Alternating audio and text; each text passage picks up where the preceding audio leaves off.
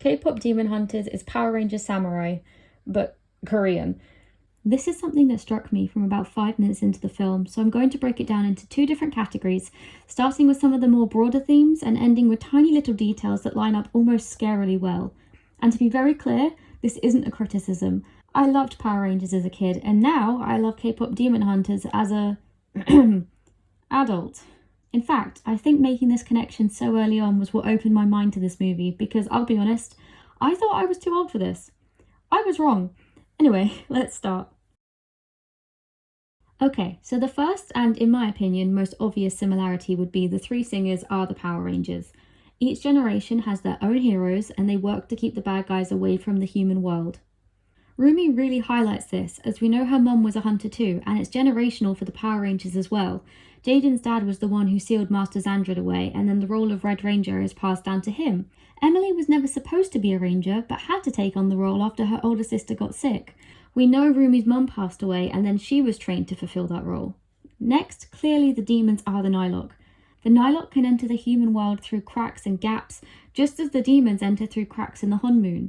The way these villains achieve their goals is similar too, as it involves the emotions and attention of everyday people. The Nylok need to cause pain and misery to help raise the Sanzu River, and the demons need to distract the humans away from the hunters and keep them obsessed so they can feed on their souls. Guima is Master Xandred, the leader of the villains. His fire gets bigger as more people become hypnotized by the Saja boys, just as the Sanzu River rises as more people are made miserable by the Nylok. The weapons used by the girls are also similar to some of the Rangers' weapons. Sword? Swords. Spear? Spear.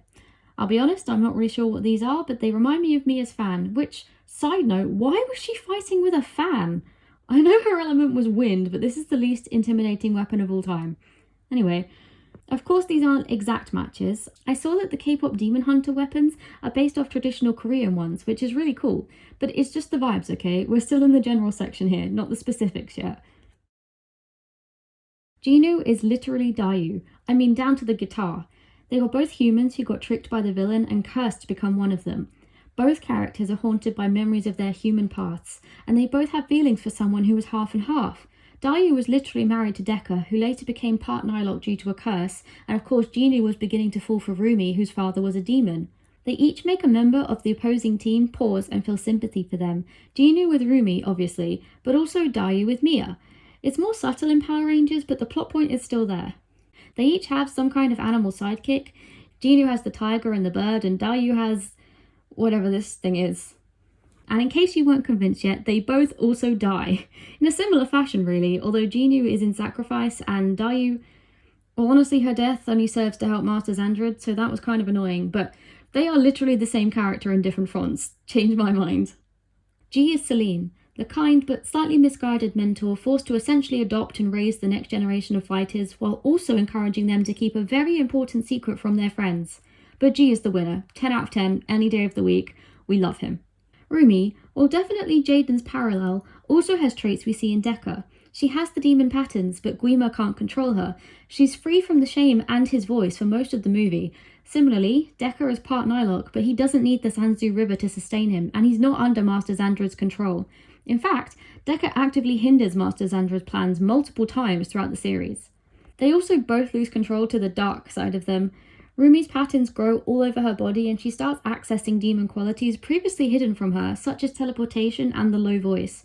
Deca is consumed by his Nylok side, letting it fuel every decision he makes. He was cursed to find a worthy opponent to duel, and he never fights this instinct. Of course, these 2 stories aren't beat for beat. Yeah, it's like poetry, sort of they rhyme. But I just couldn't shake the nostalgia and familiarity while watching K-pop Demon Hunters for the first time. And just to make myself abundantly clear, the similarities between these 2 things is actually a bonus point for me. I loved it, and if you did too, maybe check out Power Rangers Samurai. It's definitely more cringy, but it's still fun, you know? Or maybe I just saw it as a kid and have been blinded to how bad it truly is. Either way, I hope you enjoyed this video. Let me know if you saw any other comparisons, and if I think of any more, I might make another video, but no promises. Bye!